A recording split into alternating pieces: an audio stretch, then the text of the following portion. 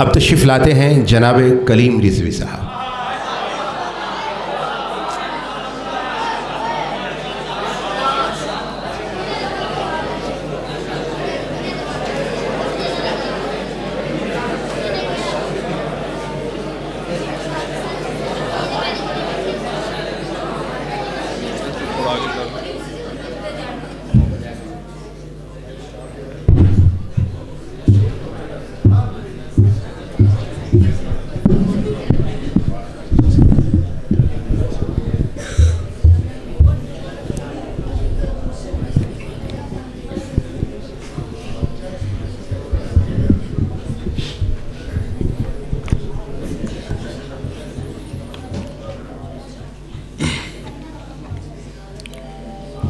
حامداً و مسلیہ اما بعد، ہر ابتدا سے پہلے ہر انتہا کے بعد ذات نبی بلند ہے ذات خدا کے بعد، اور دنیا میں احترام کے قابل ہیں جتنے لوگ، میں سب کو مانتا ہوں مگر مصطفیٰ کے بعد۔ جناب صدر اور معزز حاضرین، مجھے آج جس موضوع پر لب کشائی کرنے کا موقع مل رہا ہے وہ ہے بعد از خدا بزرگ توئی قصہ مختصر۔ حضرات محترم، ذات مصطفیٰ صلی اللہ علیہ وآلہ وسلم کو موضوع گفتگو بنانا، شمائل نبوی پر کلام کرنا اور صفات رسول کو شمار کرانا، یہ ہم جیسے عام انسانوں کی بساط سے باہر ہے۔ ہماری کیا مجال کہ ہم ذات مصطفیٰ کا احاطہ کر سکیں، جبکہ خود رب کائنات ارشاد فرماتا ہے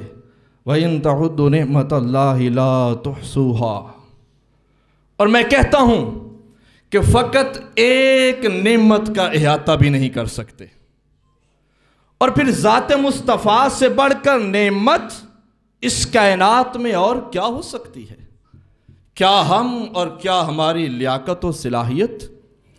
یہ تو وہ مقام ہے کہ جہاں پر تلمیذ الرحمن شاعر رسول حضرت حسان بن ثابت بھی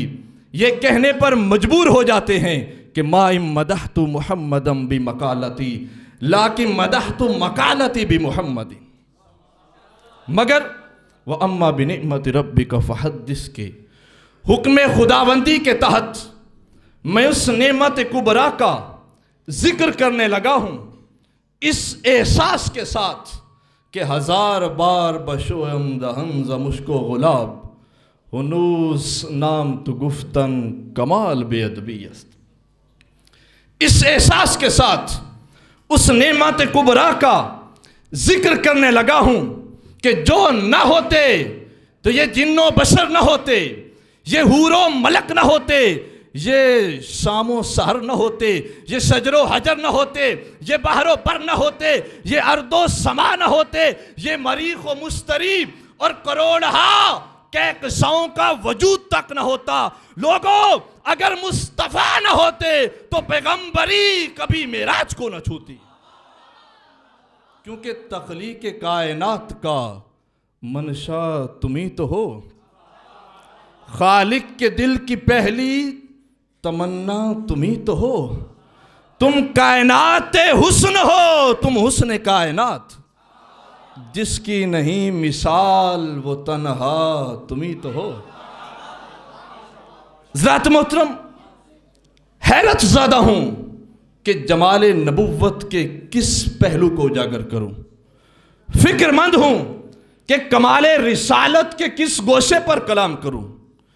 کیونکہ وہ ذات جو شمس الضحیٰ ہے، وہ جو بدر الدجا ہے، وہ جو صدر العلا ہے، وہ جو نور الہدا ہے، وہ جو کاف الورا ہے، وہ جو مصباح الظلم ہے، وہ جو جمیل السیم ہے، وہ جو شفیع الامم ہے، وہ جو صاحب الجود والکرم ہے، وہ جو سید المرسلی ہے، وہ جو خاتم النبی ہے، وہ جو انیس الغریبی ہے، وہ جو مراد المشتاقی ہے، وہ جو سراج السالکی ہے، وہ جو راحت العاشقی ہے، وہ جو رحمت للعالمی ہے۔ یہ حضرات محترم، جو ذات پیکر جمال و کمال ہو تو پھر اس ذات کی کسی ایک صفت کو بیان کرنا دشوار ترین امر ہے۔ اگر میں حسن ذاتی کو بیان کرتا ہوں تو کوئی پہلے ہی کہہ چکا ہے، حسن یوسف دم عیسیٰ ید بہداداری، آنچ خوبا ہمدارن تو تنہا داری۔ اور اگر میں حسن ذاتی صفاتی کو بیان کرتا ہوں